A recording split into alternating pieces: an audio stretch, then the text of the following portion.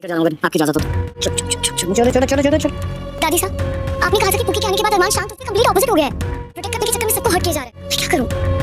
ये रिश्ता क्या कहलाता है कि आने वाले एपिसोड होने वाले हैं और भी ज़्यादा सनसनीखेज आने वाले एपिसोड में आप लोग देखने वाले हैं कि अरमान और अबीरा के बीच में जो अनबन चल रही है वो कुछ ज़्यादा ही तूल पकड़ जाती है। तो अबीरा दादी सां से कहती है, ये देखा आपने, अरमान ऐसा व्यवहार मुझसे कर रहा है, क्या मैं इसकी माँ नहीं हूँ पुकी की, क्या अरमान ही इसका बाप है, तो मेरे साथ ऐसे क्यों हो रहा है। तो वो सोचने पर मजबूर हो जाती है। अबीरा कहती है, आपने कहा था कि पुकी के जन्म के बाद वो ठीक हो जाएगा, हमें अच्छा व्यवहार करेगा, लेकिन वो उसको प्रोटेक्ट करने के चक्कर में हम सब घर वालों को हर्ट कर रहा है अरमान, और ऐसा मुझे सही नहीं लग रहा।